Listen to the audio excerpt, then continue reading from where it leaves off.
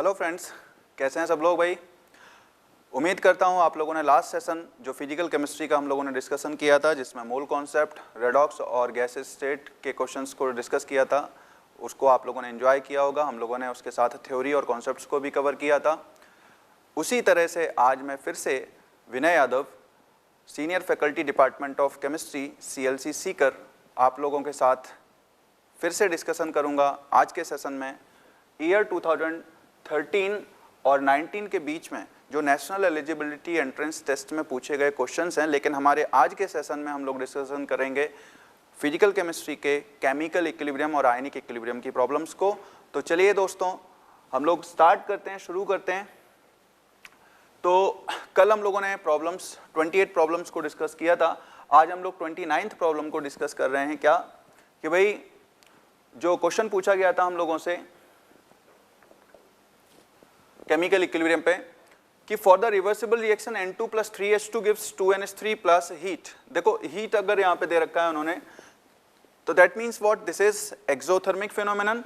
तो पूछा जा रहा है the equilibrium shift in forward direction. Equilibrium shift होगा फॉरवर्ड डायरेक्शन में by increasing the concentration of ammonia. मतलब हम लोगों को यहाँ पे ये बताना है कि इक्विलिब्रियम किन कंडीशंस को फेवर करेगा, अगर मतलब किन कंडीशन में फॉरवर्ड डायरेक्शन में ये फेवर करेगा। तो चलिए हम लोग शुरू करते हैं इसको, है ना।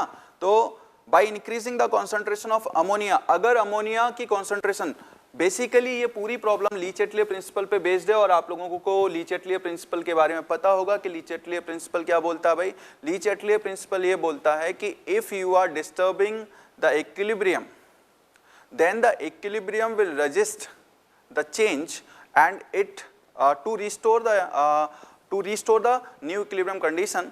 तो अगर हम लोग किसी भी फैक्टर से if we are changing by the equilibrium condition established existing equilibrium condition by any means in terms of pressure, temperature, volume, catalyst, anything, okay, अगर हम लोग किसी भी फैक्टर से उसको चेंज कर रहे हैं तो इक्विलिब्रियम हमेशा क्या ट्राई करता है कि वो जो रिएक्शन का इक्विलिब्रियम है वो उस डायरेक्शन में प्रोसीड कर जाता है जिससे जो एक्सटर्नल फैक्टर्स आपने चेंज करे हैं या कॉन्सेंट्रेशन आपने चेंज करी है, उन सारे फैक्टर्स को नलीफाइड करके वो अगेन इक्विलिब्रियम की कंडीशन को रिस्टोर कर सके।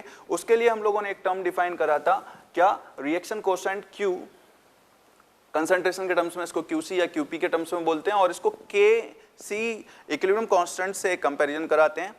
तो increasing the concentration of ammonia, QC जो है हमारे पास यहाँ पे डिफाइन कैसे होगा भाई। अमोनिया की कंसंट्रेशन मतलब अगर हम लोगों प्रोडक्ट की कंसंट्रेशन, प्रोडक्ट साइड पे कंसंट्रेशन बढ़ाते हैं तो क्या होता है भाई, प्रोडक्ट साइड पे अगर कंसंट्रेशन हम लोग बढ़ाएंगे तो जो इक्विलिब्रियम होगा वो पीछे की तरफ शिफ्ट हो जाएगा, मतलब बैकवर्ड ट्रेस हो जाएगा। क्योंकि अगर प्रोडक्ट्स की कंसंट्रेशन आप बढ़ाओगे, if you are raising the concentration of ammonia then QC will raise, और QC की वैल्यू अगर KC को एक्सीड करेगी तो ये इक्विलिब्रियम कहां पे शिफ्ट हो जाएगा भाई, बैकवर्ड डायरेक्शन में, है ना। तो ये ऑप्शन तो नहीं ले सकते हम लोग, है ना। Now by decreasing the pressure, अब चलिए इस रिएक्शन के लिए हम लोग चेक करते हैं कि प्रेशर का क्या इफेक्ट पड़ेगा, है ना। तो अगर हम लोग देखें कि भाई प्रेशर का क्या इफेक्ट पड़ेगा, तो इस रिएक्शन के लिए हम लोग एक एक्सप्रेशन लिख सकते हैं प्रेशर के टर्म्स में, QP is equal to what, partial pressure of ammonia का square upon partial pressure of nitrogen and partial pressure of hydrogen. वैसे तो एक कॉन्क्लूडेड स्टेटमेंट हमारे पास है कि अगर हम लोग प्रेशर बढ़ाते हैं तो इक्विलिब्रियम उस डायरेक्शन में जाता है जहां पे नंबर ऑफ गैसियस कंपोनेंट्स कम होते हैं, है ना। यहाँ पे गैसियस कंपोनेंट कम है इस तरफ, तो प्रेशर बढ़ाने पे फॉरवर्ड आता, ओके। अगर हम प्रेशर घटा रहे हैं तो इक्विलिब्रियम बैकवर्ड जाएगा, मतलब हम लोग सेकंड ऑप्शन भी चूज नहीं कर सकते, बट इसको जरा हम लोग थ्योरेटिकली प्रूव कर लेते हैं कि भाई इस तरीके से होगा, इक्विलिब्रियम फॉरवर्ड जाएगा या नहीं जाएगा, है ना। तो NH3 का square upon what, mole fraction के टर्म्स में अगर मैं इसको लिखूं तो mole fraction of nitrogen and mole fraction of hydrogen का whole cube. Now partial pressure जो है हमारे पास, उसको हम लोग टोटल प्रेशर के टर्म्स में लिखते हैं। तो टोटल प्रेशर जो है रिएक्शन चेंबर का, यहाँ पे 2 -1 -3 दैट इज व्हाट, P की power -2, okay, that means QP is QP P total K square के इनवर्सली प्रोपोर्शनल है। यहाँ पे अगर हम लोग प्रेशर को बढ़ाएंगे तो QP क्या होगा भाई, ड्रॉप होगा, अगर प्रेशर को घटाएंगे तो QP रेज होगा। इसका मतलब यहाँ पे क्या होगा, QP अगेन रेज होगा तो इक्विलिब्रियम बैकवर्ड शिफ्ट कर जाएगा, मतलब ऑप्शन नंबर 2 भी हमारा करेक्ट नहीं हो सकता। चलिए, by decreasing the concentration of nitrogen and hydrogen, अगर हम लोग नाइट्रोजन और हाइड्रोजन की कॉन्सेंट्रेशन को डिक्रीज करते हैं तो क्या होने वाला भाई, ऑब्वियस है कॉन्सेंट्रेशन अगर हम लोग ड्रॉप करेंगे रिएक्टेंट साइड पे तो QC की वैल्यू जो है क्या हो जाएगी, बढ़ जाएगी, और QC की वैल्यू अगर बढ़ जाएगी तो इक्विलिब्रियम अगेन ये बैकवर्ड शिफ्ट होगा। दैट मीन्स हमारा ऑप्शन नंबर 3 भी हम लोग नहीं ले सकते हैं, है ना। बाय इंक्रीजिंग प्रेशर, अभी हम लोगों ने देखा कि अगर हम लोग प्रेशर बढ़ाएंगे इस पर्टिकुलर केस में तो प्रेशर बढ़ाने पे QP ड्रॉप हो जाएगा, इसका मतलब इक्विलिब्रियम फॉरवर्ड फेवरेबल होगा। ओके, तो इंक्रीजिंग प्रेशर, अगर हम लोग प्रेशर बढ़ाते हैं तो ये पर्टिकुलर इक्विलिब्रियम फॉरवर्ड शिफ्ट होगा, है ना। नाउ तो ये तो अपन लोगों को समझ में आ गया। नाउ डिक्रीजिंग टेम्परेचर हम लोग कैसे करेंगे, तो टेम्परेचर अगर हमारे पास डिक्रीज होता है तो अपन लोगों को पता है ये रिएक्शन कैसी है, देखो एक्सोथर्मिक है भाई, और हम लोगों को इक्विलिब्रियम कांस्टेंट के बारे में एक रिलेशन पता है कि अलग अलग टेम्परेचर T1 और T2 पे जो एक्सप्रेशन आता है इक्विलिब्रियम कांस्टेंट का log K2 upon K1 is equal to enthalpy of reaction upon 2.303 R1/T1 minus 1/T2, है ना। तो अपन लोगों को यहाँ से पता है कि अगर हम लोग T2 को बढ़ाते हैं, टेम्परेचर बढ़ाते हैं तो T2 will be greater than T1, that means what, और एक्सोथर्मिक प्रोसेस तो डेल्टा H क्या होगा भाई, T2 is greater than T1, मतलब T1 will be greater than 1/T2, मतलब ये एक्सप्रेशन क्या आएगा आपका, पॉजिटिव, है ना। तो चलिए नेक्स्ट स्लाइड की तरफ हम लोग थोड़ा सा रफ स्पेस यूज करें। तो देखो यहाँ पे log K2/K1, मतलब यहाँ पे ये वाला पर्टिकुलर एक्सप्रेशन क्या होगा, पॉजिटिव, 1/T1 माइनस 1/T2 अगर टेम्परेचर हम लोग बढ़ा रहे हैं। अच्छा, इस पर्टिकुलर रिएक्शन में डेल्टा H आपका नेगेटिव है, तो log K2/K1 आपका जो है वो नेगेटिव हो जाएगा, मतलब लेस देन 0, तो K2 upon K1 will be less than 1, that means what, K2 will be less than K1, मतलब एक्सोथर्मिक प्रोसेस में अगर हम लोग टेम्परेचर बढ़ाते हैं तो रेट इक्विलिब्रियम कांस्टेंट क्या हो जाता है, उसकी वैल्यू डिक्रीज कर जाती है। इस वजह से हम लोग क्या करने वाले हैं भाई कि एक्सोथर्मिक रिएक्शंस जो होती हैं लो टेम्परेचर पे फेवरेबल होती हैं, हाई टेम्परेचर पे नहीं। तो जरा ऑप्शंस चेक करते हैं हम लोग, decreasing the temperature will favour the equilibrium in forward direction. तो आई होप आप लोगों को ये कॉन्सेप्ट भी समझ में आ गया होगा ली-चैटले प्रिंसिपल का पूरे तरीके से। तो चलिए नेक्स्ट प्रॉब्लम की ओर हम लोग आगे बढ़ते हैं। चलिए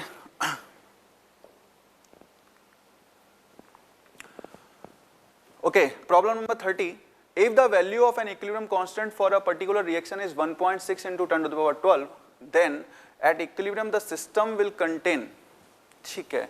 देखो अगर हम लोगों से पूछा जा रहा है कि भाई इक्विलिब्रियम कांस्टेंट हम लोगों को दे रखा है k is equal to what, 1.6 into 10 to the power 12।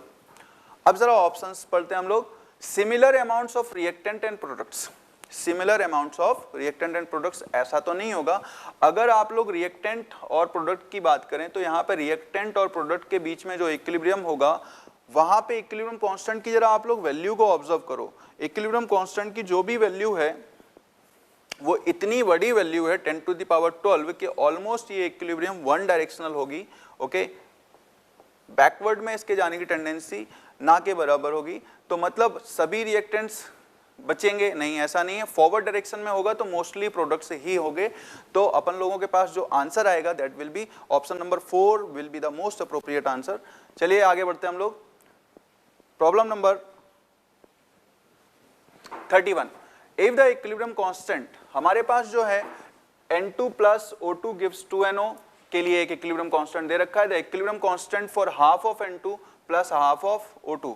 चलो देखो यहाँ पे अपन लोग यहाँ पे जब भी किसी इक्विलिब्रियम कांस्टेंट को कोरिलेट करते हैं तो याद रखना कि equilibrium constant N2 gas plus O2 gas, वैसे तो हमें पता है कि अगर किसी रिएक्शन में हम किसी सर्टेन नंबर से क्या करते हैं, मल्टीप्लाई करते हैं, तो उसका इक्विलिब्रियम कांस्टेंट क्या हो जाता है, से इट इज के और K C, half of N2 gas plus half of O2 gas gives what, NO gas. So यहां पे अपन लोगों ने क्या करा, 1/2 से मल्टीप्लाई करा है, 1/2 से मल्टीप्लाई, सो सपोज करो this is what k dash, है ना। ओके, तो k डैश क्या होना चाहिए भाई, देखो अगर हम लोग इसका एक्सप्रेशन लिखें k का, तो k का एक्सप्रेशन क्या लिखा जाएगा भाई, NO की कॉन्सेंट्रेशन का square upon N2 and O2। अगर हम लोग k डैश का एक्सप्रेशन लिखें तो हम लोग लिखेंगे NO और N2 to the power 1/2 and O2 to the power 1/2, है ना। तो यहां पे जो k डैश होगा वो k की पावर 1/2 हो जाएगा, देखो जरा रिलेशन आप लोग देख सकते हैं यहाँ पे, है ना। तो अगर हम लोग k का स्क्वायर रूट ले लें तो हमारे पास जो वैल्यू आएगी वो k डैश के बराबर होगी। तो अपन के पास जो भी आंसर आ रहा है दैट इज ऑप्शन नंबर 4। ये क्वेश्चन पूछा गया है 2015 में, तो आई होप समझ में आ गया होगा। एक जनरल थंब रूल बना लो यहाँ पे कि जब भी कोई इक्विलिब्रियम दे रखा है हम लोगों को और उस इक्विलिब्रियम में किसी रिएक्शन कोएफिशिएंट से मल्टीप्लाई करा गया है, मतलब k डैश, अगर किसी भी रिएक्शन में हम लोग ले यहाँ पे कि भाई k आपको दे रखा है किसी रिएक्शन के करस्पॉन्डिंग और आपने किसी नंबर से मल्टीप्लाई कर दिया, है ना। तो किसी अगर नंबर से मल्टीप्लाई करा तो नया इक्विलिब्रियम कांस्टेंट जो आएगा वो k टू द पावर जिस रिएक्शन कोएफिशिएंट से भी आपने मल्टीप्लाई करा, it is can be fraction और एनी इंटीजर वैल्यू। आप लोग बिल्कुल याद रखना है, यहाँ पे हम लोगों ने 1/2 से मल्टीप्लाई करा था तो n की वैल्यू यहाँ पे 1/2 हो गई, है ना। तो k dash is equal to what, k to the power n। तो आई होप आप लोगों को ये प्रॉब्लम समझ में आई होगी। साथ में अगर इक्विलिब्रियम को रिवर्स करते हैं तो इक्विलिब्रियम कांस्टेंट जो होता है वो उसका रेसिप्रोकल हो जाता है, नया इक्विलिब्रियम कांस्टेंट जो भी आता है। तो चलिए हम लोग नेक्स्ट प्रॉब्लम की तरफ आगे बढ़ते हैं students. Okay, the equilibrium constant of the following are N2 plus 3H2 gives 2NH3 K1, N2 plus half of O2 gives what, NO, N2 plus half of O2 gives H2O, इनके लिए K1, K2, K3 दे रखा है। The equilibrium constant for the reaction, okay, तो यहाँ पे अगर हम देखें तो हम लोगों को 3 रिएक्शन दे रखी हैं, N2 plus 3H2 gives 2NH3, है ना। और अगर हम लोग ध्यान से देखें तो ये फर्स्ट रिएक्शन में लेता हूं, ये सेकंड रिएक्शन लेता हूं और ये थर्ड रिएक्शन लेता हूं, ठीक है। अगर आप लोग ध्यान से देखो तो इन तीनों ही रिएक्शंस को हम लोगों को मैनिपुलेट करना है और चौथी जो रिएक्शन डिजायर्ड है उस रिएक्शन को फ्रेम करना है। ओके, तो कैसे फ्रेम करेंगे, देखो यहाँ पे हम लोगों ने पहले इसको उल्टा कर रहे हैं। फर्स्ट एक रिएक्शन का आपने क्या करा, रिवर्स करा। ओके, तो फर्स्ट को रिवर्स कर दो, फर्स्ट को रिवर्स करा, प्लस सेकंड को क्या करते हैं हम लोग, सेकंड को हम लोग एज इट इज रखें क्योंकि हमने NO चाहिए, तो सेकंड में हमने 2NO है यहाँ पे, तो 2NO के करस्पॉन्डिंग मतलब सेकंड इक्वेशन को एज इट इज रखो आप, और आप क्या कर रहे हो उसमें 2 से मल्टीप्लाई कर रहे हो। थर्ड रिएक्शन में हम लोगों को क्या करना है भाई, थर्ड रिएक्शन में हम लोगों को 3 से मल्टीप्लाई करना होगा क्योंकि हम लोगों को 3H2O मिलेगा हम लोगों को थर्ड रिएक्शन से, तो थर्ड रिएक्शन में हम लोग 3 से मल्टीप्लाई कर देंगे भाई, है ना। आप लोग देख सकते हो कि मैंने पहली रिएक्शन को रिवर्स करा, twice of NH3 gives what, N2 plus 3H2। Okay, यहाँ पे जो नेक्स्ट आपका है N2 plus O2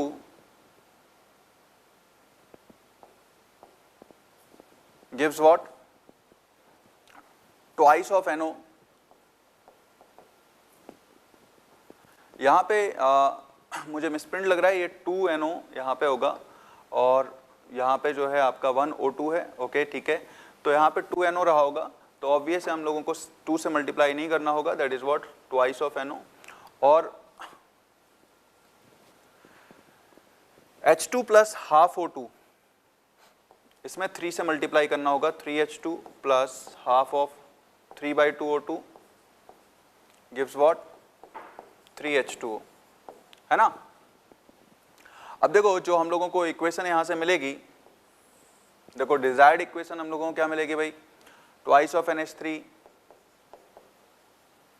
plus N2 cancel out होगा, देखो N2 और N2 कैंसिल आउट हो गया, यहाँ से 3H2 कैंसिल आउट हो गया, यहाँ से क्या बचता है 5/2O2 gives what, twice NO plus 3H2O, twice NO plus 3H2O, that is what, आप देख सकते हैं यहाँ पे कि जो Kc है that will be what, जो equilibrium constant, new equilibrium constant आ रहा है वो क्या होगा आपका, इन तीनों ही रिएक्शन के जो नए इक्विलिब्रियम कांस्टेंट आएंगे उनको हम लोग मल्टीप्लाई कर देंगे, K1 डैश, K2 डैश और K3 डैश। तो देखो यहाँ पे जो नया इक्विलिब्रियम कांस्टेंट आएगा वो K1 डैश क्या होगा भाई, 1/K1, क्योंकि हमने रिएक्शन को रिवर्स करा है। सेकंड का K2 जो होगा, K2 dash will be K2, क्योंकि इसमें कोई चेंज नहीं करा हम लोगों ने।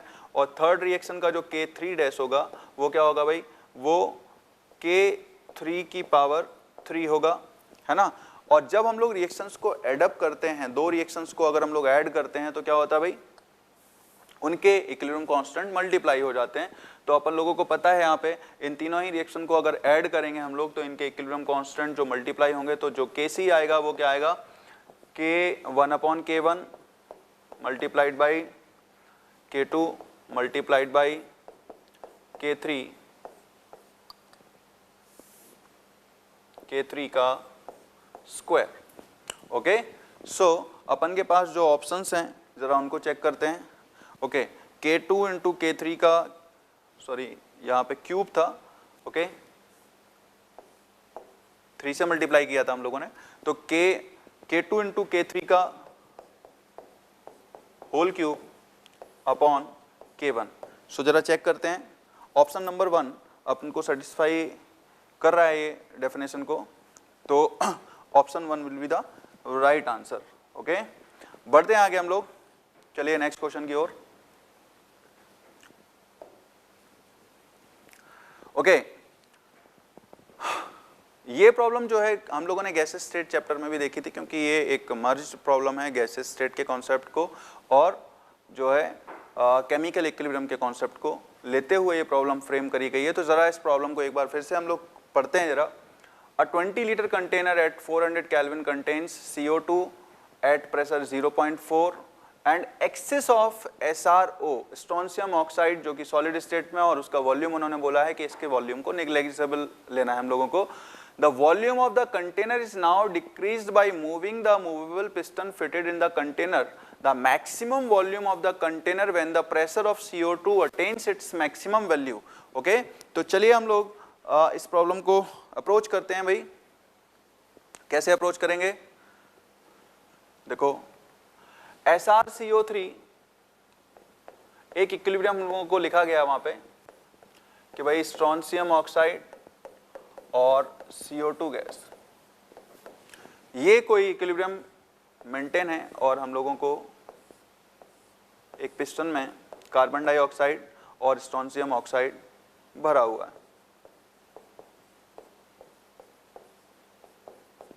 तो जब कार्बन डाइऑक्साइड और स्ट्रोंशियम ऑक्साइड इंटरेक्शन में आएंगे तो ऑब्वियस है ये सॉलिड फेज में ये आपस में इंटरेक्ट करके इस तरीके का इक्विलिब्रियम एस्टैब्लिश करेंगे। इसका जो इनिशियल प्रेशर है वो आपका 0.4 एटमॉस्फेयर दे रखा है हम लोगों को, और इसका जो वॉल्यूम है वो क्या दे रखा है 20 litre. So volume is 20 litre, है ना। अब हम लोग देखते हैं कि भाई जो कार्बन डाइऑक्साइड है उस कार्बन डाइऑक्साइड को हम लोग क्या करने वाले हैं, यहाँ पे स्क्वीज कर रहे हैं, कंप्रेस कर रहे हैं बेसिकली, है ना।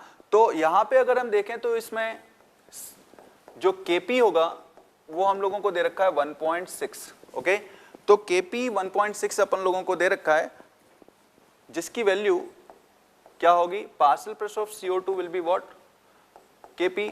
और इस पूरे चैम्बर में सिर्फ CO2 ही गैसेस फेस में, बाकी दोनों सॉलिड फेस में उनका कोई प्रेशर होगा नहीं, है ना।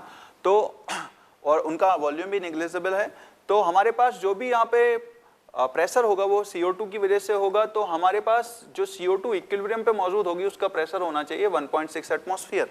ओके, और ये इक्विलिब्रियम अटेन होगा जब हम पिस्टन को पुश करेंगे।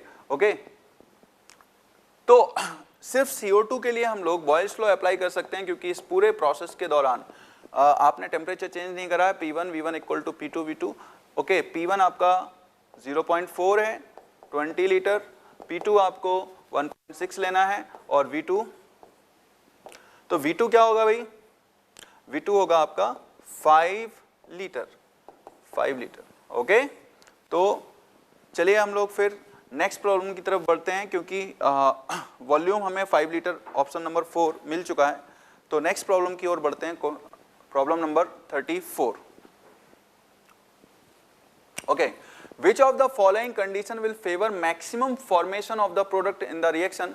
ये काफी हद तक पहले ही क्वेश्चन से मिलता जुलता है, और उसको हम लोगों ने डिटेल में कर लिया है कि भाई ली-चैटले प्रिंसिपल के हिसाब से फिर से ये क्या है, एक्सोथर्मिक फिनोमेनन है। और एक्सोथर्मिक फिनोमेनन क्या होता है, एक्सोथर्मिक रिएक्शन जो हैं वो लो टेम्परेचर पे फेवरेबल होती हैं, और एंडोथर्मिक रिएक्शन जो होती हैं वो हाई टेम्परेचर पे फेवरेबल होती हैं, है ना। इतना तो हम सब लोगों को याद होगा। तो हमारे पास दो ऑप्शन तो सीधे सीधे डिस्कार्ड हो रहे हैं। एक्सोथर्मिक रिएक्शन है तो फॉरवर्ड डायरेक्शन में हमें लो टेम्परेचर ही रखना होगा, तो मतलब 3 और 4 में से ही कोई आंसर होना चाहिए। अब हम बात करते हैं प्रेशर की। ओके, सारे कंपोनेंट्स गैसेस फेस में हैं, तो इस इक्विलिब्रियम को अगर फॉरवर्ड डायरेक्शन में शिफ्ट करना है तो हम लोग क्या करेंगे कि भाई हम लोगों ने सीखा है ली-चैटले प्रिंसिपल से कि अगर हम लोग प्रेशर को रेज करते हैं तो इक्विलिब्रियम किस डायरेक्शन में शिफ्ट होता है, इक्विलिब्रियम उस डायरेक्शन में शिफ्ट होता है जहां पे नंबर ऑफ गैसियस कंपोनेंट्स कम होते हैं। तो गैसियस कंपोनेंट्स कम कहां पे भाई, यहाँ पे देखो 2 कंपोनेंट है और यहाँ पे एक ही है। That means what, equilibrium forward में जाएगा हाई प्रेशर पे। तो सही ऑप्शन हमारे पास जो होगा वो ऑप्शन नंबर 4 होगा, low temperature and high pressure. Okay, तो चलिए नेक्स्ट प्रॉब्लम की ओर बढ़ते हैं हम लोग, प्रॉब्लम नंबर 35। ओके, नाउ तो केमिकल इक्विलिब्रियम हमारा ओवर हुआ। जो भी हम लोगों ने ऑब्जर्व करा यहाँ पे 2018 में ये प्रॉब्लम पूछी गई थी। 35 जो प्रॉब्लम है वो आयनिक इक्विलिब्रियम, और हम लोग बोल सकते हैं कि सॉल्युबिलिटी ऑफ आयनिक कंपाउंड्स की थ्योरी को कोरिलेट करती है। तो हमें पता है कि एक्वस फेस में जो सॉल्युबिलिटी होती है आयनिक सॉलिड्स की, उसको हम लोग उसके आयनिक कैरेक्टर से डिसाइड करते हैं। तो सल्फाइड्स का दे रखा है हम लोगों को, तो सबसे ज्यादा आयनिक जो होगा, आयनिक नेचर जितना ज्यादा होगा उतना डिसोल्यूशन पानी में ज्यादा होगा, है ना। तो वाटर सॉल्युबिलिटी बढ़ेगी। अगर सॉल्युबिलिटी इन वाटर बढ़ेगी तो हमें यही सिर्फ जज करना है कि मोस्ट आयनिक कौन है और लीस्ट आयनिक कौन सा है ना। तो हम लोगों को पता है यहाँ पे एल्कली मेटल्स जो होते हैं और एल्कलाइन अर्थ मेटल्स जो होते हैं उनका आयनिक कैरेक्टर ज़्यादा होता है, उनके कंपाउंड्स आयनिक होते हैं। तो एल्कली मेटल्स यहाँ पे जो है सोडियम Na2S इज मोस्ट आयनिक। अब हमारे पास जो है कॉपर और जिंक का केस दे रखा है। तो कॉपर और जिंक में जो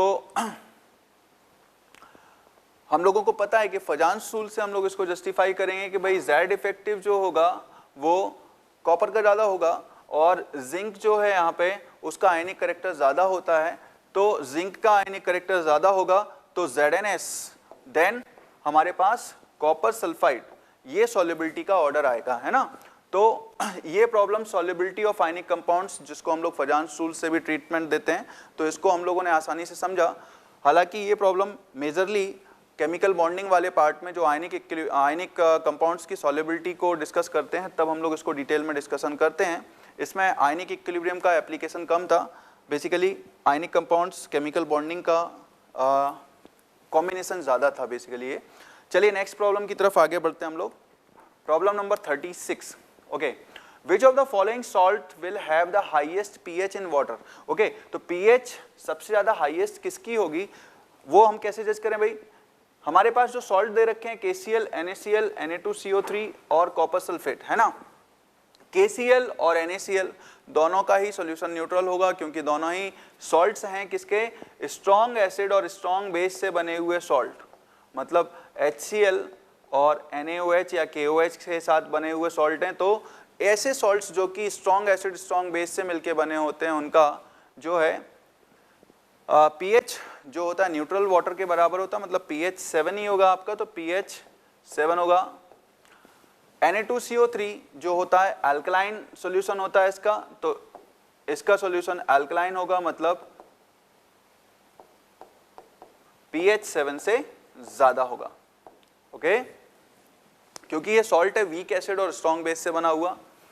कॉपर सल्फेट का जो सॉल्ट है वो स्ट्रॉन्ग एसिड और वीक बेस से मिलके बना हुआ, तो इस सॉल्ट के करस्पॉन्डिंग जो pH आएगा वो 7 से कम आएगा, है ना। तो हम लोगों ने सॉल्ट हाइड्रोलिसिस पढ़ा होगा, तो उसमें हम लोगों ने pH का जो रिजल्ट निकाला है इस तरीके के सॉल्ट्स के लिए, वो क्या है भाई, 7 minus of half of pKb plus log of concentration of salt, है ना। तो जो भी वैल्यू होगी यहाँ पे वो 7 से कम आने वाली है। दैट्स वाई हम लोग समझ सकते हैं यहाँ पे कि सबसे ज्यादा pH वैल्यू किसकी रहने वाली है, थर्ड की, है ना। तो चलिए नेक्स्ट क्वेश्चन की ओर आगे बढ़ते हैं। ये भी आयनिक इक्विलिब्रियम से एक आसान सी प्रॉब्लम पूछी गई ऑल इंडिया पीएमटी 2014 में। Okay, using Gibbs energy delta G not is equal to, अपन लोगों को गिब्स फ्री एनर्जी चेंज दे रखा है 63.3 किलो जूल, और Ag2CO3 आपको एक सॉल्ट दे रखा है, KSP आप लोगों को दे रखा गया है। तो KSP फाइंड आउट करना है बेसिकली इस इक्विलिब्रियम के लिए। थोड़ा सा ये सही तरीके से प्रिंट नहीं हुआ है, तो देखो जरा यहाँ पे मैं इक्वेशन लिख लेता हूँ। Ag2CO3 gives what, twice of Ag plus CO3 2 minus aqueous and aqueous, or this is what, solid. Now हमसे KSP पूछा गया और हम लोगों को डेल्टा जी नॉट दे रखा है। डेल्टा जी नॉट हम लोगों को क्या दे रखा है भाई, डेल्टा जी नॉट हम लोगों को दे रखा है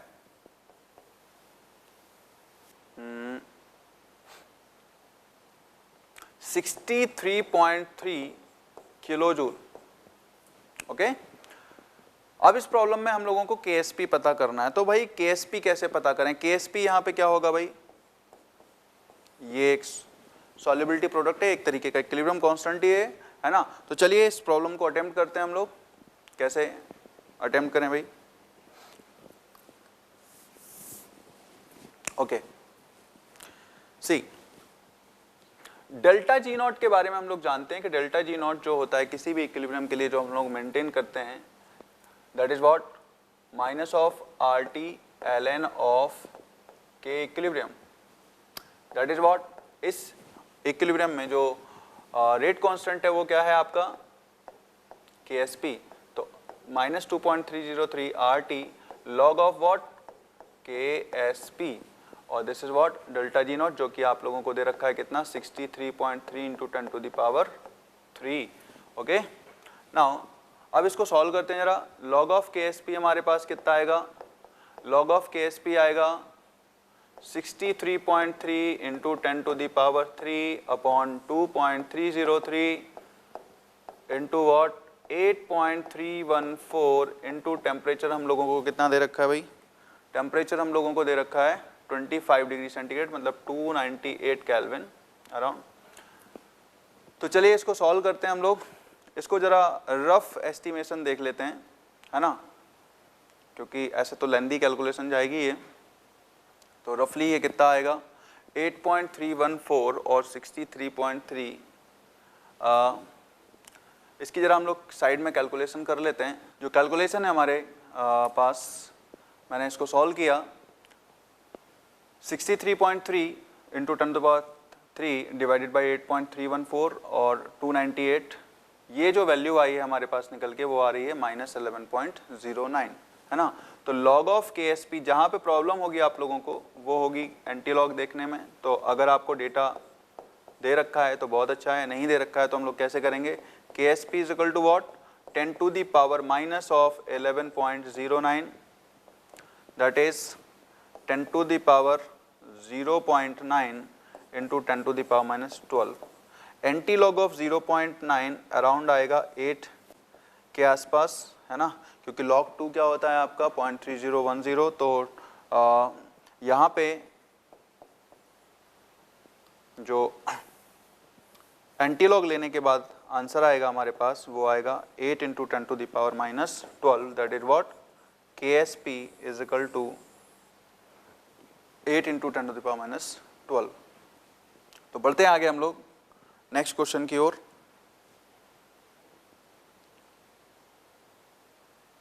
okay, question number 38, KSP of Ag2CrO4, AgCl, AgBr, AgI respectively are this one. Which of the following salt will precipitate last if AgNO3 solution is added to the solution containing equal mole of NaCl, NaBr, NaI और Na2CrO4? Okay, तो जो precipitation हो रहा है वो किस किस का हो रहा है? क्रोमेट आयन का, क्लोराइड आयन का, ब्रोमाइड आयन का और आयोडाइड आयन्स का। किसके साथ होगा? Ag+ के साथ, है ना। थोड़ा सा प्रॉब्लम्स हम लोग लिख लेते हैं पहले।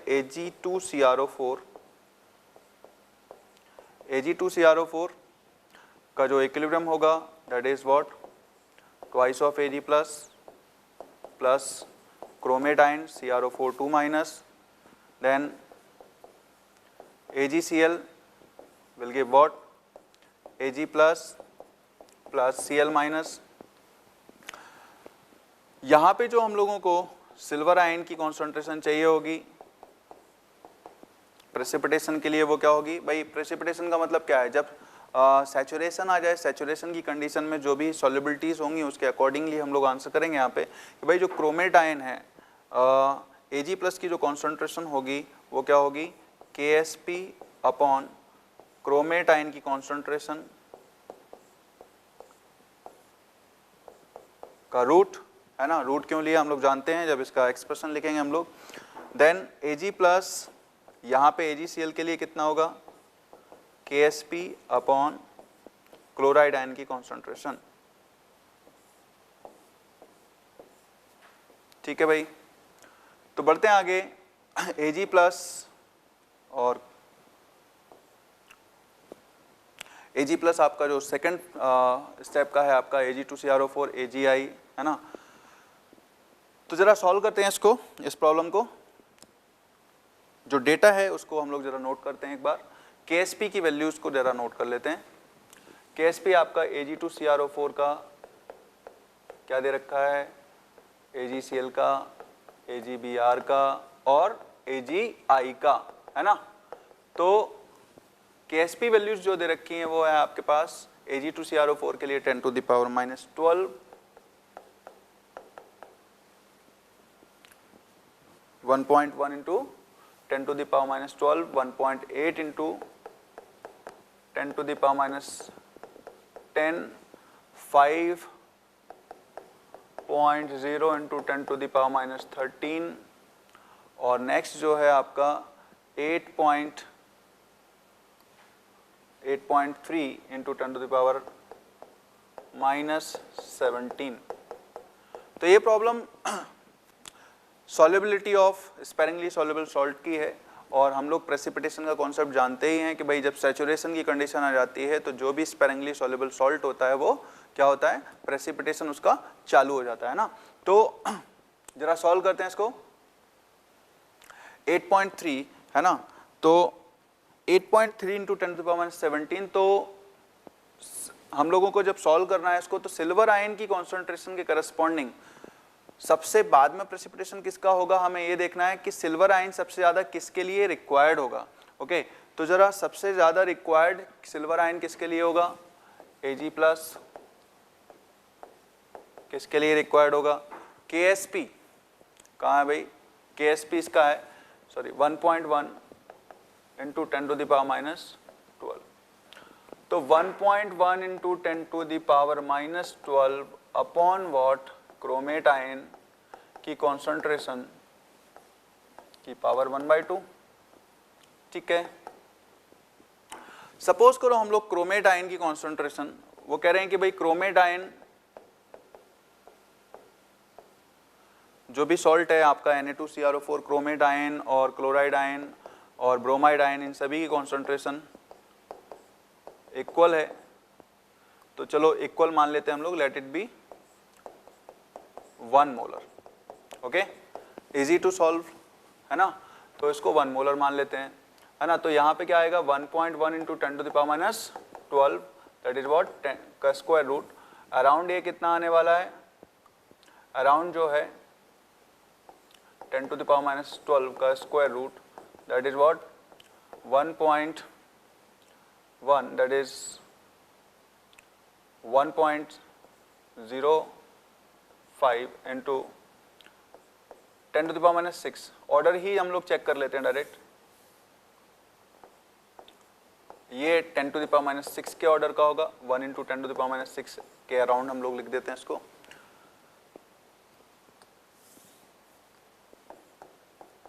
वन 1.14 इंटू 10⁻6 है ना। अब नेक्स्ट जो है Ag प्लस AgCl के लिए कितना आ रहा है, जो KSP है AgCl का वो है 1.8 इंटू 10⁻10, ठीक है, अपॉन व्हाट, अपॉन 1 मोलर, तो ये आया आपका 1.8 इंटू 10⁻10। Ag प्लस AgBr के लिए कितना चाहिए भाई, AgBr के लिए चाहिए हम लोगों को 5 इंटू 10⁻13, और AgI के लिए कितना चाहिए भाई, AgI के लिए देखो मिटा देता हूँ यहाँ पे, AgI के लिए अपन लोगों के पास जो Ag प्लस की डिमांड होगी वो कितनी होगी 8.3 इंटू 10⁻17, ओके। सो 1.8 इंटू 10⁻10 और 5 इंटू 10⁻13, तो सबसे पहले प्रेसिपिटेशन किसका होगा भाई, सबसे कम सिल्वर चाहिए सिल्वर आयोडाइड के लिए, तो सबसे पहले प्रेसिपिटेट AgI होगा, और सबसे बाद में कौन होगा, सबसे ज्यादा सिल्वर आयन की कॉन्सेंट्रेशन Ag2CrO4 के प्रेसिपिटेशन के लिए चाहिए, दैट इज व्हाट अराउंड 10⁻6 के ऑर्डर की चाहिए। तो अपन का जो आंसर होगा दैट इज व्हाट Ag2CrO4, ये लीस्ट होगा। AgBr सेकेंड नंबर पे प्रेसिपिटेशन होना चालू होगा उसका, देन AgCl, और फिर लास्ट में Ag2CrO4 का प्रेसिपिटेशन होगा। तो आई होप ये थोड़ी सी लेंदी गई प्रॉब्लम, चेक करना था सभी को, क्लियर, आई होप समझ में आया होगा सभी लोगों को, है ना। चलिए, तो answer is what Ag2CrO4, option number 1। बढ़ते हैं आगे। Okay, what is the pH resulting solution when equal volume of 0.1 molar and 0.01 molar HCl are mixed. Suppose करो हम लोग यहाँ पे आसानी से सॉल्व करने के लिए एक क्यू मोलर इक्वल वॉल्यूम लिया है, तो हम लोग 1-1 लीटर डाल देते हैं दोनों का NaOH, है ना। तो इसके मिलीमोल, मतलब आपने जो है HCl का कंसंट्रेशन जो है वो दे रखा है आपको 0.01 मोलर, और NaOH का कंसंट्रेशन जो दे रखा है आपको क्या दे रखा है, वो दे रखा है 0.1 मोलर। अगर हम लोग यहाँ पे वॉल्यूम को क्या करें 1 लीटर ले लेते हैं, तो हमारे पास जो मिलीमोल होंगे वो कितने होंगे, से इट इज 1 लीटर और it is also 1 litre. Problem को आसानी से सॉल्व करने के लिए, हालांकि उसको आप वॉल्यूम V भी मान सकते हो, that is not very compulsory part कि भाई आप कुछ भी वॉल्यूम ले लो यहाँ पे। तो 0.01 मिलीमोल मोल होंगे यहाँ पे, इसके कितने हैं भाई NaOH के 0.1 मोल हैं, है ना। तो अपन लोगों को पता है कि भाई 0.01 मोल इसके खत्म हो जाएंगे न्यूट्रलाइजेशन प्रोसेस के दौरान, है ना। तो क्या होगा भाई, जब रिएक्शन एंड होगी तो यहाँ पे हमारे पास 0.09 मोल NaOH के बचेंगे, और 0.09 मोल बचेंगे NaOH के, तो यहाँ पे OH माइनस की कॉन्सेंट्रेशन क्या हो जाएगी भाई, नई 0.09 डिवाइडेड बाई 2, क्योंकि वॉल्यूम क्या हो चुका है आपका, डबल हो चुका है, ओके। तो आपके पास OH माइनस की कॉन्सेंट्रेशन आ गई है 0.09 डिवाइडेड बाई 2, तो यहाँ पे POH कितना आएगा भाई, POH आएगा आपका माइनस लॉग ऑफ 9/200, ऐसा लिख सकते हैं इसको, है ना। OH माइनस की कॉन्सेंट्रेशन, क्योंकि POH इज इक्वल टू क्या होगा, minus log of OH minus की कॉन्सेंट्रेशन बेस 10 पे, है ना। तो माइनस लॉग ऑफ 9/200, तो POH जो है आपका कितना आ रहा है माइनस लॉग ऑफ 9/200 है ना। इसको जरा सॉल्व कर लेते हैं और जो है फिर पीएच फाइंड आउट करना है हम लोगों को। तो पीएच रिजल्टिंग मिक्सचर का निकालना है। तो रिजल्टिंग मिक्सचर का जो पीएच आएगा, देखो पीओएच कितना आएगा भाई, पीओएच आएगा log 200 minus of log 9 minus of log 9। log 200 कितना होगा भाई, log 2 कितना होता है 1.3, ठीक, सॉरी 0.3, और 100 कितना होता है 2, है ना। तो log 100 that is what 2.3 minus log 9 कितना होता है, log 9 होता है आपका 0.3 log 2 log 3 होगा ये 2 log 3। ओके, तो 2 log 3 कितना आएगा भाई, 2 log 3 आएगा आपका 2 इंटू 0.477, ठीक है। अच्छा, तो यहां से अपन लोगों को पीएच निकालना है। तो पीएच कितना होगा भाई 14 माइनस 2.3 प्लस 0.477 मल्टीप्लाइड बाई 2, है ना। आसान है कैलकुलेशन, ठीक है। तो अपन लोगों के पास जो भी आंसर आएगा वो क्या आएगा, 14 माइनस 2.3 कितना होगा, 14 माइनस 2.3 होगा आपका 11.7, है ना, प्लस 0.27 या 14, 5 एंड 9। ओके, सो यहाँ से अपन लोगों के पास जो आंसर आएगा 4, 5 एंड 6, 12.65 के अराउंड आना चाहिए। देखते हैं ऑप्शन। ओके, 12.65 ऑप्शन नंबर 4, है ना। तो ऑप्शन 4 अपन का करेक्ट हुआ। ओके, तो आसान सी प्रॉब्लम थी, बस थोड़ा सा कैलकुलेशन है। और आप लोगों को टफ इसलिए लगती है ये प्रॉब्लम क्योंकि आप लोगों को लॉग पे थोड़ा कमांड कम होता है। तो आप लोग लॉग के बेसिक रूल्स देख लीजिएगा कि how to deal with the log, और लॉग और एंटी लॉग किस तरीके से मैनिपुलेट करते हैं हम लोग, है ना। तो हम लोग तो जो है सीएलसी में हम लोग बहुत डिटेल में एक लेक्चर ही सेपरेटली ले लेते हैं लॉग का, और लॉग और एंटी लॉग का एक क्लियर अंडरस्टैंडिंग, स्पेशली मेडिकल के जो बच्चे होते हैं उनको मैथमेटिकल पार्ट थोड़ा वीक होता है। तो उसके लिए हम लोग एक, क्योंकि लॉग और एंटी लॉग की हमारे पास केमिस्ट्री में, फिजिकल केमिस्ट्री में काफ़ी ज़रूरत पड़ती है। आप लोग भी उसके कुछ सेट ऑफ रूल्स और कुछ वैल्यूज़ को याद रख लो, ताकि आप लोगों को अगर वैल्यू ना दे रखी हो तो आप लोग उसको प्रॉपरली सॉल्व कर पाओ, है ना। सिर्फ आप लोगों को वैल्यूज़ की वजह से या कैलकुलेशन की वजह से प्रॉब्लम फंस जाए, ऐसा नहीं होना चाहिए। तो लॉग और एंटी लॉग की कुछ वैल्यूज़ को आप लोग याद ही रख लो।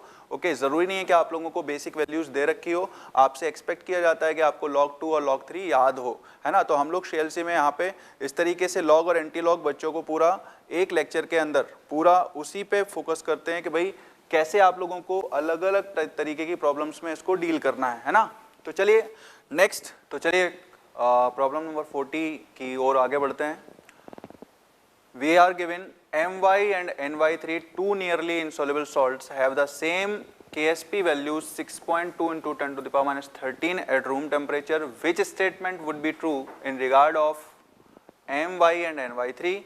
The molar solubility of My, पहला ऑप्शन दे रखा है हम लोगों को, इन water is less than. Basically हम लोगों को दोनों की सॉल्युबिलिटी को कंपेयर करना है, जो प्रॉब्लम को हमें पढ़ के समझ में आ रहा है ना।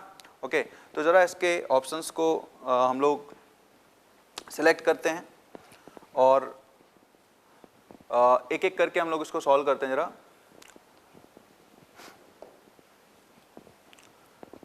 हमें जो डेटा दे रखा है वो है My, और इसको जरा हम लोग साइड में लिखते हैं पहले। तो My और Ny3, इसका KSP हम लोगों को दे रखा है 6.2 into 10 to the power minus 13।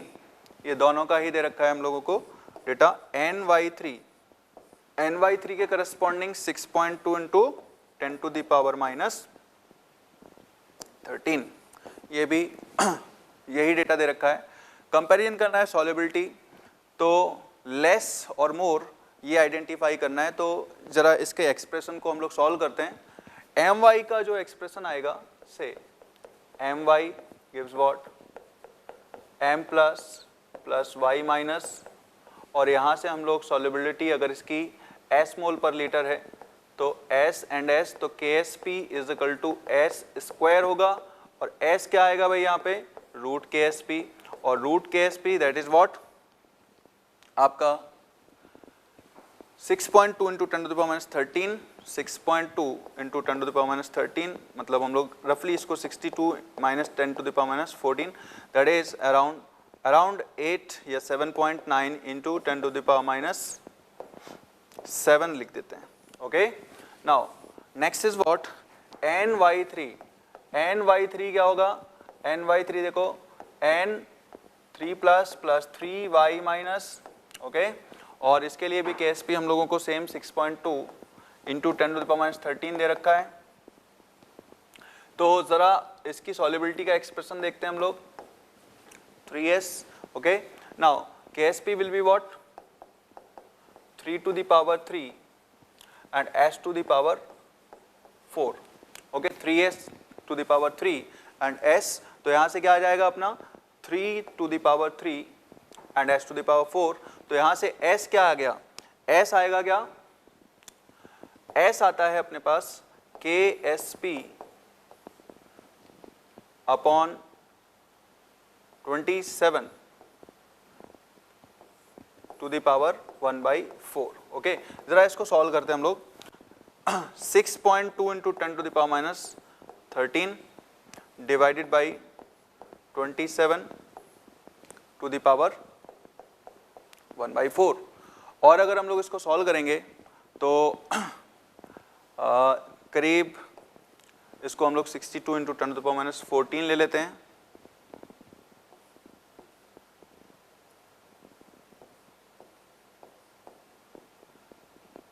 और 10 टू द पावर माइनस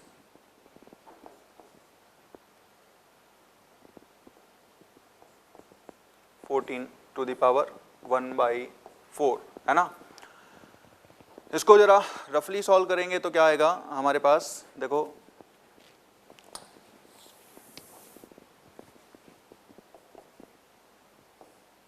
ये आएगा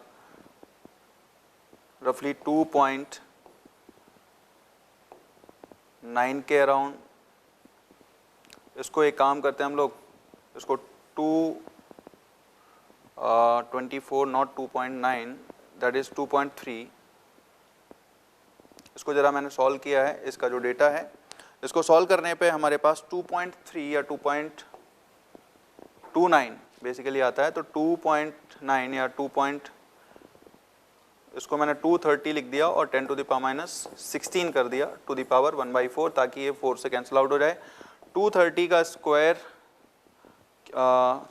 root power 4 that will be what 10 to the power minus 4, और 230 का जो आएगा रूट, इसको मैंने जरा सॉल्व किया था तो दैट इज अराउंड 3.8.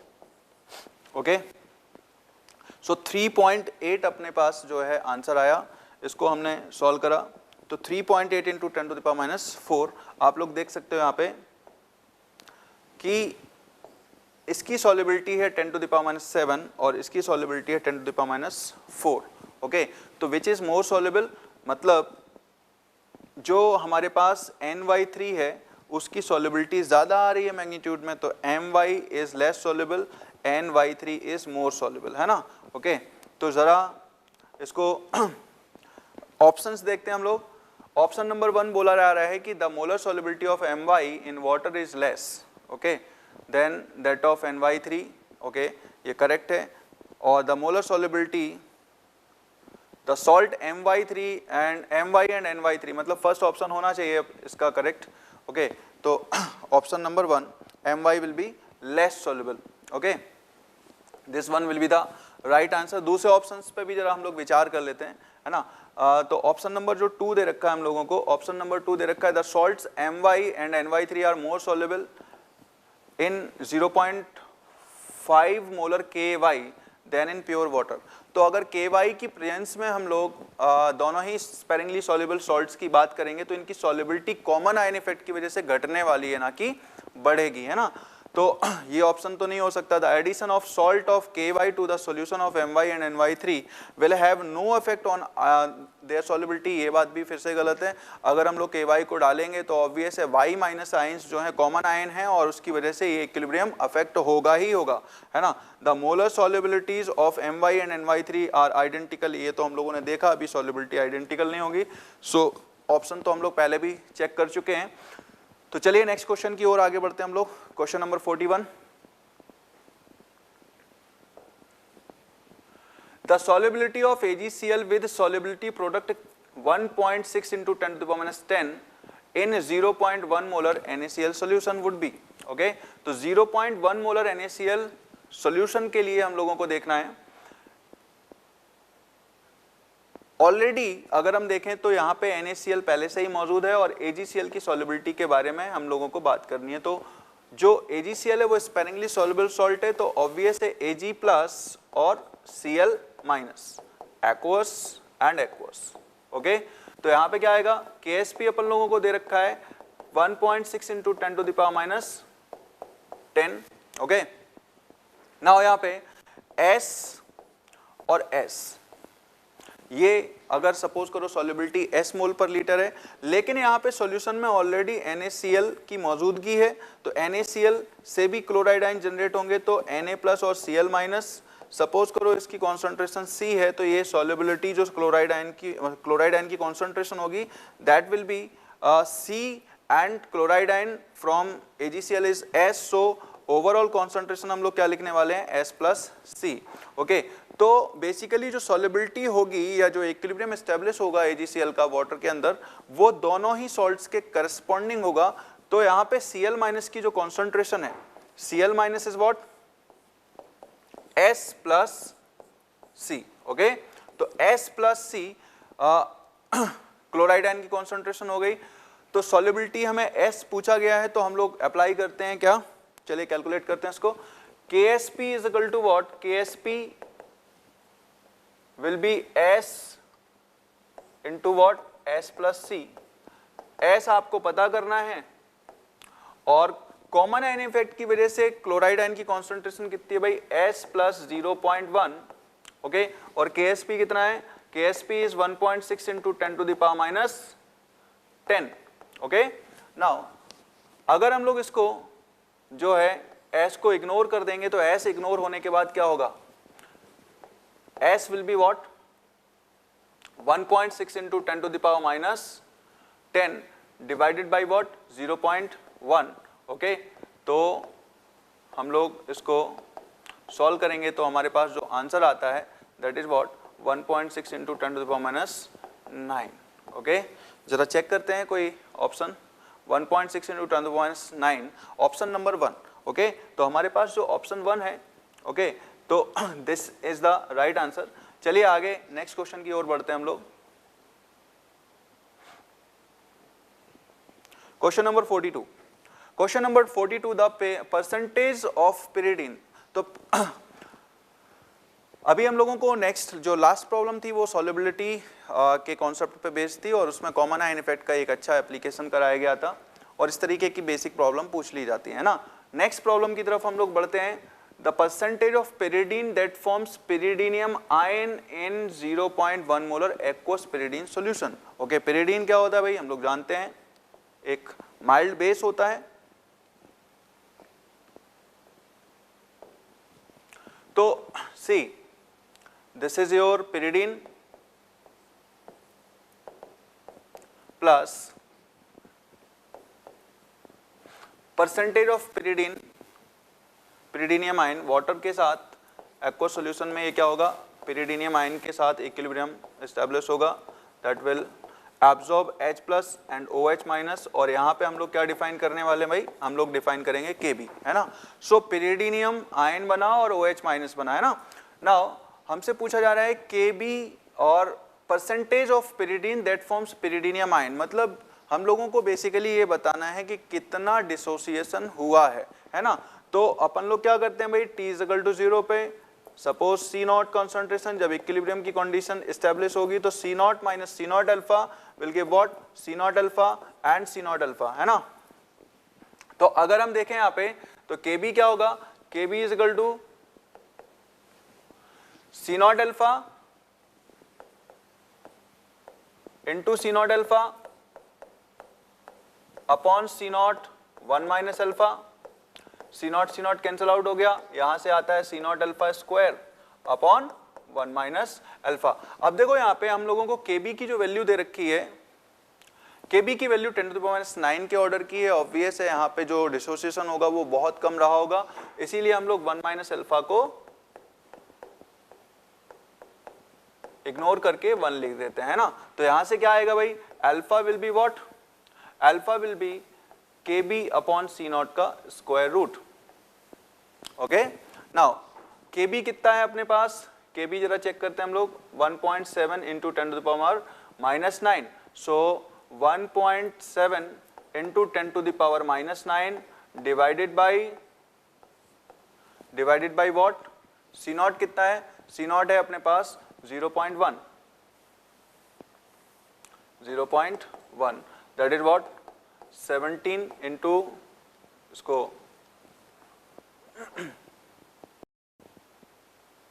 ठीक है। ओके, सो इसको जरा सॉल्व करते हैं हम लोग। 1.7 इंटू 10⁻⁸। ओके, नाउ अराउंड ये कितना आने वाला है हमारे पास, इसको हम लोग 170 इंटू 10⁻10 लिख देते हैं, है ना, उसका स्क्वायर रूट। तो दैट इज व्हाट, अराउंड ये आएगा आपका 13 इंटू 10⁻5। ओके फ्रेंड, तो अल्फा हमारे पास जो आया वो क्या आया, 13 इंटू 10⁻5। तो अल्फा आउट ऑफ 1 मोल हम लोगों को पता चला कि 13 इंटू 10⁻5 है, तो आउट ऑफ 100 मोल मतलब हम लोगों को अगर परसेंटेज निकालना है तो 13 into 10⁻5 into what 100, that is what 13 into 10⁻3, that comes out to be 0.013%। Okay, तो चलिए हम लोग आगे बढ़ते हैं, नेक्स्ट जो है नेक्स्ट क्वेश्चन की तरफ हम लोग आगे बढ़ते हैं। तो नेक्स्ट क्वेश्चन जो है हमारे पास, question number 43। Okay, concentration of silver ion in a saturated solution of Ag2C2O4 is this one, solubility product। Okay, आसान सा समय है तो है ना, solubility product पता करना है। Ag2C2O4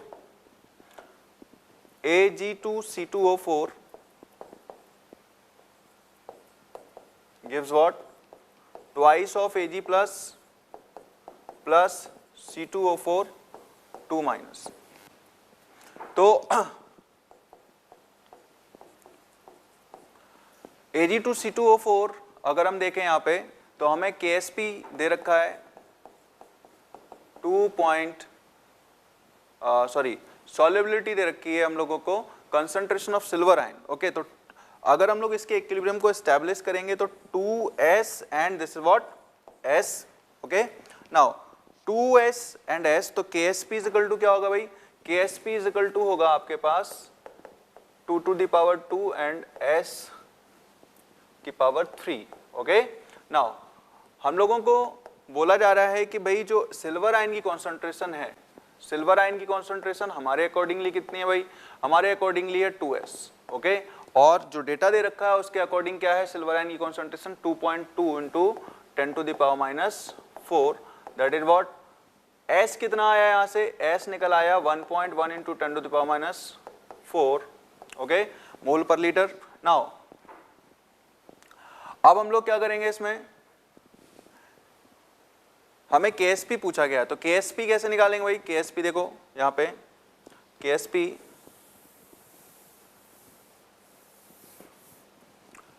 देखो, KSP is equal to what, KSP होगा अपने पास 4s क्यूब। ओके, तो 4 इंटू वॉट 1.1 का cube into what 10 to the power -4 का cube, that is 10 to the power -12। Okay, 1.1 का क्यूब रफली कितना आएगा, देखो 11 121 इंटू 11 1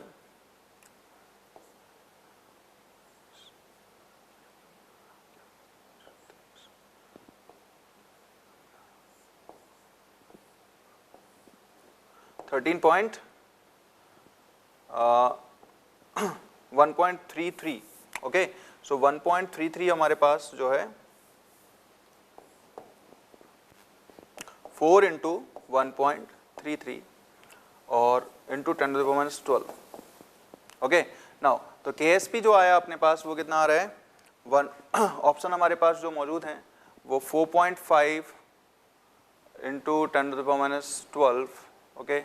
सो यहाँ पे हमारे पास 5.32 into 10⁻12 okay. So option number 3 will be the correct answer.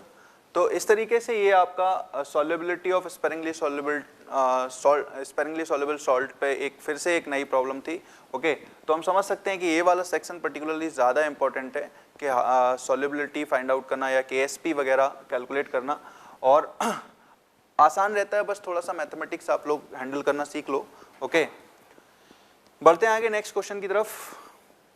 Next question जो हमारे पास है, following solution were prepared by mixing different volumes of NaOH and HCl of different concentration okay। pH of which one of them will be equal to 1 okay। तो pH 1 होने के लिए हम लोगों का सॉल्यूशन कैसा हुआ भाई, एसिडिक ओके। तो एसिडिक सॉल्यूशन होगा मतलब ऑब्वियस है एसिड की अमाउंट ज्यादा होनी चाहिए और बेस की अमाउंट क्या होनी चाहिए, कम होनी चाहिए। तो देखो हम लोग यहाँ पे स्ट्रॉन्ग एसिड स्ट्रॉन्ग बेस मिला रहे हैं HCl और NaOH है ना। तो HCl एंड NaOH, तो कैसे सॉल्व करें भाई इसको, अपन लोगों को पता है कि फाइनल जो भी एसिड बचेगा ओके, वॉल्यूम एसिड फाइनली जो बचेगा वो मतलब milli equivalent of acid remaining is equal to what, milli equivalent of acid initially minus milli equivalent of base okay. तो सबसे पहली बात तो ये है कि एसिड के मिली इक्विवेलेंट ज्यादा होने चाहिए। तो पहले केस में एसिड के मिली इक्विवेलेंट कितने दे रखे हैं, 6 इंटू 1/10। देखो एन फैक्टर HCl का भी 1 है तो नॉर्मलिटी और मोलरिटी इक्वली रहेगी, NaOH का भी एन फैक्टर क्या है 1 है तो नॉर्मलिटी मोलरिटी इक्वली रहेगी। तो अगर हम यहाँ पे ध्यान से देखें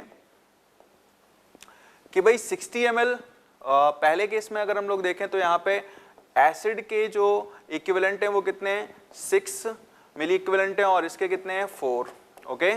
अच्छा एक ये केस लिया जा सकता है, इस केस में क्या है भाई एसिड के मिली इक्विवेलेंट 5.5 और यहाँ पे 4.5, ये भी केस लिया जा सकता है ओके। और यहाँ पे आपके पास जो है 15 मिली इक्विवेलेंट दे रखे हैं और इसके जो हैं आपके पास 5 मिली इक्विवेलेंट दे रखे हैं ऑप्शन सी में। मैंने मल्टीप्लाई किया है सिंपली नॉर्मलिटी इनटू वॉल्यूम को ओके। और यहाँ पे आपके पास जो है इक्वल है तो ये तो न्यूट्रल सॉल्यूशन हो गया, तो इसको तो हम लोग ले ही नहीं सकते क्योंकि इसका pH 7 होगा ओके। अब एसिड जो है 3 केसेस में ज्यादा है ना, तो जरा हम एट रैंडम चेक करते हैं। पहले केस में 6 - 4 आएगा, मतलब यहाँ पे फर्स्ट केस जो है आपके पास 6 - 4 ओके। और फाइनली वॉल्यूम कितना हो चुका है, तो चलो देखते हैं यहाँ पे 6 - 4 ओके। तो 6 - 4 आपके मिली इक्विवेलेंट 2 हुए और फाइनल वॉल्यूम कितना हो चुका है, फाइनल वॉल्यूम हो चुका है 60 40 मतलब 100 ओके। तो डिवाइडेड बाय 100, तो नॉर्मलिटी ऑफ एसिड या H+ की कॉन्सेंट्रेशन जो होगी वो कितनी होगी 2 इंटू 10⁻², और इसका pH वैल्यू 1 नहीं हो सकता ओके। सो 2 - log2 आएगा इसका आंसर, तो that is not 1 okay. So option number 1 हम लोग नहीं ले सकते, ऑप्शन नंबर 2 जरा चेक करते हैं हम लोग। ऑप्शन 2 क्या है हमारे पास, 5.5 एंड 4.5 ओके। तो 5.5 एंड 4.5 चेक करते हैं जरा। 5.5 and 4.5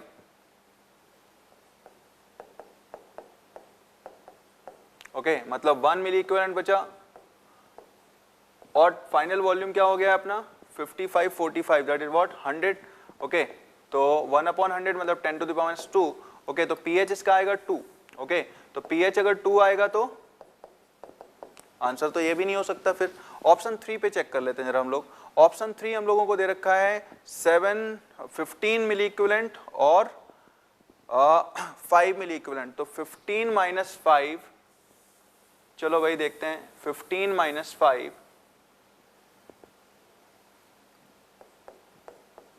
15 minus 5, 10, okay, 10 milli equivalent और normal T into volume, okay. So normal T into volume क्या होगा, वॉल्यूम फाइनली कितना हो चुका है 100, okay. So 10 by 100 that is what 0.1, मतलब H प्लस की कॉन्सेंट्रेशन कितनी है 0.1 मोलर, और यहाँ से pH कितना आएगा 1, ओके। सो आई होप समझ में आ गया होगा आप लोगों को। बढ़ते हैं, आसान क्वेश्चन था, बस चेक करना था मैथमेटिकली, तो option 3 will be the right answer for question number 44, okay. So C, okay, so C is the right option, okay. तो हमारे पास सी जो ऑप्शन है वो ऑप्शन नंबर 2 में दे रखा है, okay. So option 2 will go the right answer, okay. बढ़ते हैं हम लोग नेक्स्ट प्रॉब्लम की ओर, ओके।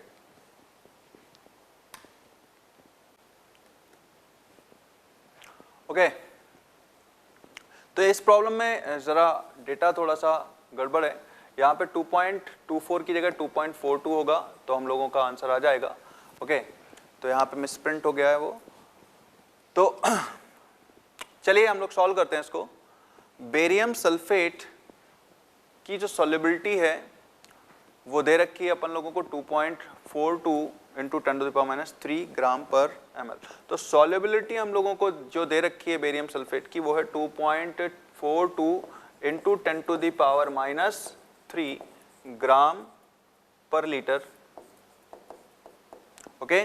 नाउ अपन लोगों को मोल निकालना है, तो मोल फाइंड आउट करना है, तो 2.42 इंटू 10⁻³, क्योंकि मोलरिटी के टर्म्स में हम लोग देंगे मोल पर लीटर के टर्म्स में, तो मोल पर लीटर के टर्म्स में हम लोग इसके मोलर मास से डिवाइड कर दें। मोलर मास कितना दे रखा है बेरियम सल्फेट का 233, ओके।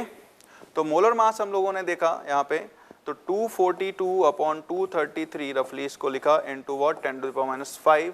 इसको जब सॉल्व करेंगे तो हम लोगों के पास जो आएगा वो आएगा 1.04 इंटू 10⁻⁵, ओके।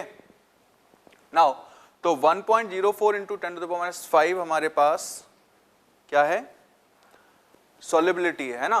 तो इसको हम लोग देखते हैं कि भाई जो सॉल्युबिलिटी आई है वो 1.04 इंटू 10⁻⁵ आई है। हम लोगों को KSP फाइंड आउट करना है, ओके। तो KSP कैसे फाइंड आउट करेंगे, KSP देखो भाई, KSP is equal to what, barium sulphate के लिए क्या लिखा जाएगा, बेरियम सल्फेट की जो इक्वेशन बनेगी BaSO4 gives what, Ba2++ sulphate ion, okay. तो यहां से क्या आएगा, KSP is equal to S square, है ना। तो S square that is what 1.04 into 10⁻⁻5 का होल स्क्वायर, ओके। नाउ तो 1.04 इंटू 1.04 का square into 10⁻10, okay.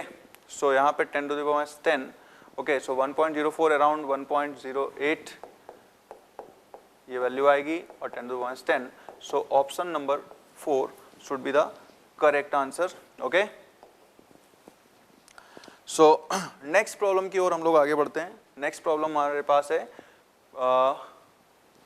Ionic equilibrium से जो नेक्स्ट प्रॉब्लम है हमारे पास नीट 2019 में आई थी, है ना। Which will make basic buffer, basic buffer कौन बनाएगा, तो बेसिक बफर बनाने के लिए हमारे पास क्या होना चाहिए, हमारे कॉम्बिनेशन जो दे रखे हैं उसको हम चेक करते हैं जरा, HCl और NH4OH, ओके। तो NH4OH और HCl का जब कॉम्बिनेशन होगा तो यहाँ पे बफर बनाना है हम लोगों को, तो NH4OH एक सॉल्ट बनाएगा NH4Cl प्लस वाटर, ओके। तो सॉल्यूशन के अंदर क्या होना चाहिए कि वीक बेस और उसी का कॉन्जुगेट बेस, मतलब सॉल्ट जो है विद स्ट्रॉन्ग एसिड होना चाहिए। तो ये आपका सॉल्ट है विद स्ट्रॉन्ग बेस, ये दोनों ही साइमल्टेनियसली करीब करीब इक्विवेलेंट अमाउंट में ही मौजूद रहेंगे, तो एक बेसिक बफर बनेगा, है ना, ओके। तो सबसे पहले ये है कि HCl की अमाउंट कम होनी चाहिए तभी ये पूरा कंज्यूम होगा। तो HCl की अमाउंट पहले केस में कितनी दे रखी है भाई, ये दे रखा है आपके पास 10 मिलीमोल और ये कितना दे रखा है 20 मिलीमोल। ओके, तो यहाँ से आपको पॉसिबल है ये 10 बचेगा और ये 10 बनेगा। दैट मीन्स व्हाट, आपका ऑप्शन नंबर 1 करेक्ट हो सकता है या होना चाहिए। ओके, बाकी ऑप्शंस पे भी हम विचार कर लेते हैं कि 100 ml ऑफ 0.1 मतलब पहले केस में 10 HCl और NaOH, तो ये तो आपका न्यूट्रल सॉल्यूशन बनेगा, है ना। तो सेकंड तो बफर हो ही नहीं सकता। थर्ड का केस जो है हम लोग देखेंगे, तो थर्ड जो केस बनेगा उसमें NaOH ज़्यादा जो है ये बफर का केस नहीं हो सकता, क्योंकि CH3COH और NaOH अगर बफर बनाते भी हैं तो वो एसिडिक बफर बनाते हैं मिलके CH3CONa प्लस CH3COH का, है ना। तो हमारे पास जो भी ऑप्शन है बेसिक बफर के लिए, हमारे पास मोस्ट अप्रोप्रिएट आंसर यही होगा, ऑप्शन नंबर 1। ओके, चलो तो नेक्स्ट क्वेश्चन की ओर हम लोग आगे बढ़ते हैं। Question number 47, conjugate base for Bronsted acid H2O and HF। Bronsted acid का मतलब क्या हुआ भाई कि कॉन्जुगेट बेस बताना है। ओके, ब्रोंस्टेड एसिड H2O का, तो कॉन्जुगेट बेस जब हम लोग बनाएंगे तो ऑब्वियस है इसने एसिड की तरह बिहेव करा होगा। तो एसिड की तरह जब बिहेव करा होगा तो इसने प्रोटॉन लूज करा होगा, और प्रोटॉन लूज करा होगा तो मतलब इसका जो कॉन्जुगेट बेस प्रिपेयर होगा, ठीक है,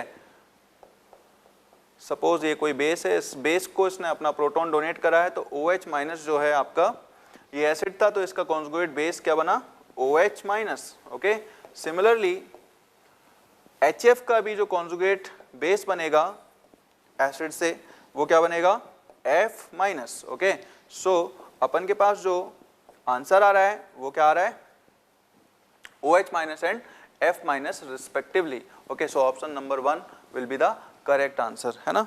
चलिए तो नेक्स्ट क्वेश्चन की ओर बढ़ते हैं हम लोग आगे। pH of saturated solution of calcium hydroxide is 9. The solubility product of KSP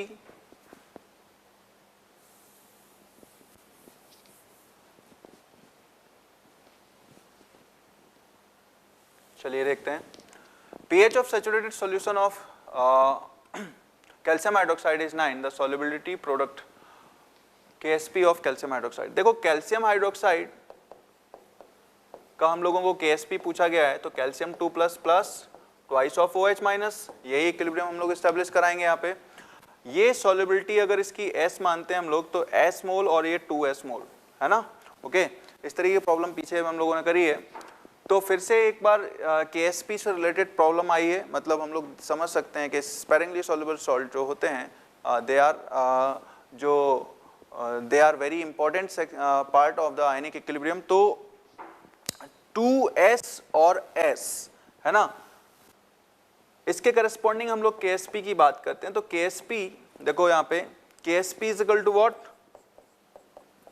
S into 2S का होल स्क्वायर। ओके, यही लिखा जाएगा। लेकिन अपन लोगों को pH पता है कि pH 9 है, तो POH कितना होगा भाई, POH होगा आपका 5। तो OH माइनस की कॉन्सेंट्रेशन कितनी रही होगी, 10 to the power minus 5। Okay, और 10 टू द पावर माइनस 5, इसका मतलब क्या है भाई, इसका मतलब ये है कि हमारे पास इक्विलिब्रियम के हिसाब से 2S की वैल्यू आ गई है 10 to the power minus 5। Okay, तो यहां से S कितना आ गया, S आया हमारे पास 5 into 10 to the power minus 6। Okay, now put the value here and get the answer 5 into 10 to the power minus 6, and ये कितना आएगा भाई, 4 into what, 4 into S25 into 10 to the power minus 12। Okay, so जरा देखते हैं हम लोग, हमारे पास जो आंसर है वो टैली करेगा, ठीक है। तो जरा देखो यहाँ पे 5 4 जा 20 100 100 500, तो 500 into 10 to the power minus 18 मतलब माइनस 16, तो 10 टू द पावर माइनस 16 मतलब 0.5 into 10 to the power minus 15 इसको लिखा जा सकता है। और हमारे पास जो ऑप्शन है वो ऑप्शन नंबर 3 है 0.5 × 10⁻15। सो ये हम लोगों का क्वेश्चन नंबर 48 हुआ और इस तरीके से हम लोगों की आयनिक इक्विलिब्रियम का डिस्कशन कंप्लीट होता है। अब जो है हम लोग नेक्स्ट सेशन में जो है डिस्कशन करने वाले हैं अपने इस वीडियो लेक्चर के दौरान थर्मोडायनेमिक्स वाले पार्ट से जो भी नीट के ईयर 2013 टू 2019 में आए हुए क्वेश्चंस हैं। बेसिकली ईयर 2013 से 2019 के बीच में हम लोगों के क्वेश्चन पेपर जो है 13, 14, 15 में 2 बार एग्जामिनेशन हुआ है, री एग्जामिनेशन 16 में। तो हमने करीब 9 पेपर्स का सेट कलेक्ट करा है जिससे मोस्ट इम्पॉर्टेंट कॉन्सेप्ट्स को कवर करा जा सके और आप लोग अच्छे से प्रिपरेशन कर सकें घर पे बैठ के इस समय, क्योंकि ये बहुत इंपॉर्टेंट क्रूशियल टाइम चल रहा है। ओके, आई होप आप लोगों को ये सेशन हमारा पसंद आया होगा। ओके स्टूडेंट्स, आप उम्मीद है कि आप लोगों ने आज का जो वीडियो है, जो सेशन है जिसमें केमिकल इक्विलिब्रियम और आयनिक इक्विलिब्रियम की प्रॉब्लम्स को हम लोगों ने डिस्कस किया, वो आप लोगों ने एंजॉय किया होगा, आपको समझ में आया होगा। ओके, कुछ और फर्दर इन्फॉर्मेशन देना चाहता हूँ। इस लॉकडाउन ड्यूरेशन में बच्चों के रूटीन स्टडी में कोई डिस्टर्बेंस ना हो, उनका जो कैरिकुलम था, जो हमारा प्लान था, जो हमारा एनुअल प्लानर था, वो एज इट इज़ फॉलो हो, इसलिए हम लोगों की जो ऑनलाइन क्लासेस हैं वो चालू हो चुकी हैं। तो इसलिए डियर स्टूडेंट्स और पेरेंट्स, आप लोगों को ये इन्फॉर्मेशन देना अनिवार्य है कि हमारी जो ऑनलाइन क्लासेस हैं और ऑफलाइन क्लासेस हैं वो उनके रजिस्ट्रेशन चालू हैं, और हमारी जो लॉकडाउन ड्यूरेशन के लिए हमारी जो ऑनलाइन क्लासेस चालू हैं उनका रजिस्ट्रेशन आप हमारी वेबसाइट clcparivar.in पर कर सकते हैं। यहाँ पे आप लोगों को अपना रजिस्ट्रेशन कराना होगा, एक रजिस्ट्रेशन अमाउंट होगा जो कि आप जब रेगुलर क्लासरूम अटेंड करेंगे लॉकडाउन ड्यूरेशन के बाद, तो उसकी जो क्लासरूम फीस है आपकी, उसमें से वो रजिस्ट्रेशन फीस से डिडक्ट हो जाएगी। ओके, सो सबसे पहले आपको रजिस्ट्रेशन कराना है।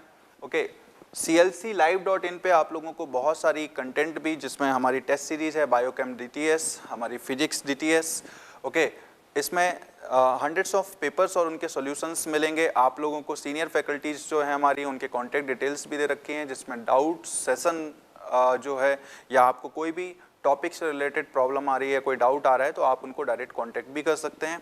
ओके, फिर उसके बाद आपको अगर कोई भी इंफॉर्मेशन चाहिए हमारे CLC परिवार के बारे में, तो हमारी वेबसाइट clcparivar.in पे जा सकते हैं। आप हमें CLC सीकर फेसबुक पेज पे भी फॉलो कर सकते हैं। आप हमारे CLC सीकर यूट्यूब चैनल को सब्सक्राइब कर सकते हैं। आप यहाँ की हमारी सारी अपडेट्स को देख सकते हैं, हमारे वीडियोस देख सकते हैं, हमारा कैंपस देख सकते हैं।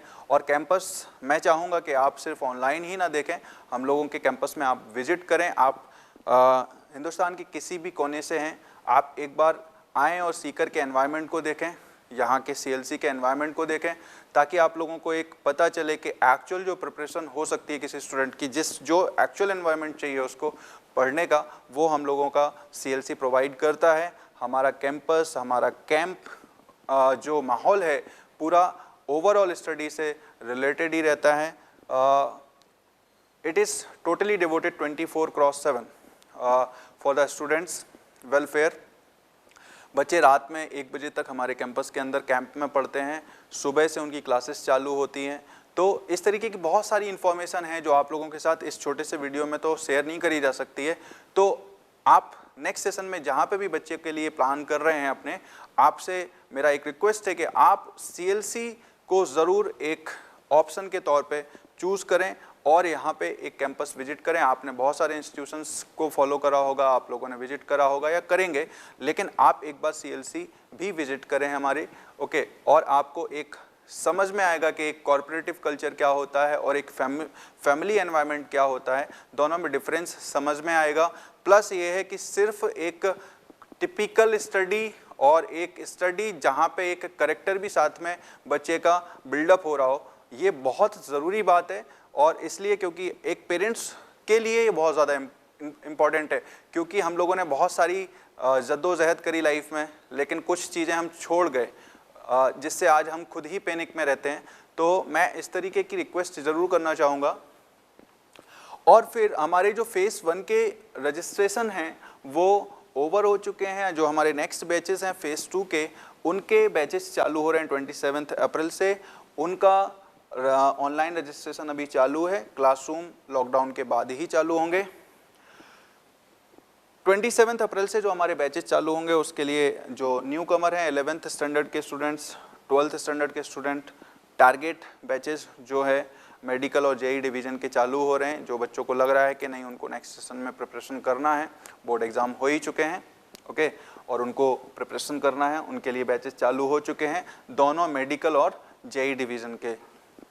तो आई होप आप लोगों ने एंजॉय करा होगा। आप लोगों को CLC के बारे में और भी इंफॉर्मेशन जो चाहिए उसकी फर्दर डिटेल्स आप हमारे रिस्पेक्टेड बॉस श्रवण सर को कॉल कर सकते हैं। उनका पर्सनल नंबर मैंने आप लोगों को लिख दिया है 9928738888। आप उनको व्हाट्सअप या फेसबुक पे ज्वाइन कर सकते हैं। आप फेसबुक पेज इस समय लॉकडाउन ड्यूरेशन के दौरान 6:30 बजे शाम को रोज़ाना वो फेसबुक पे पर लाइव होते हैं, आप उनको फॉलो कर सकते हैं और आप उनको पर्सनल कॉल भी कर सकते हैं अगर आपको कोई भी क्यूरियोसिटी हो CLC के बारे में जानने के लिए, एडमिशन के लिए, व्हाटसोएवर, ओके। और आप अगर ये समझना चाहते हैं कि CLC किस तरीके से दूसरों से अलग हटके काम कर रहा है तो उसके लिए आपको बहुत सारी सर्चेस करनी पड़ेगी और एक बार कैंपस विजिट करना पड़ेगा, तब जाके आप एक प्रॉपर डिसीजन पे पहुंचेंगे कि why CLC is much better institution than any other institution inside the country running for the medical and IIT entrance examination preparation, okay. तो इस तरीके से मैं अपनी बात को यहीं पे विराम देना चाहूँगा। Thank you very much.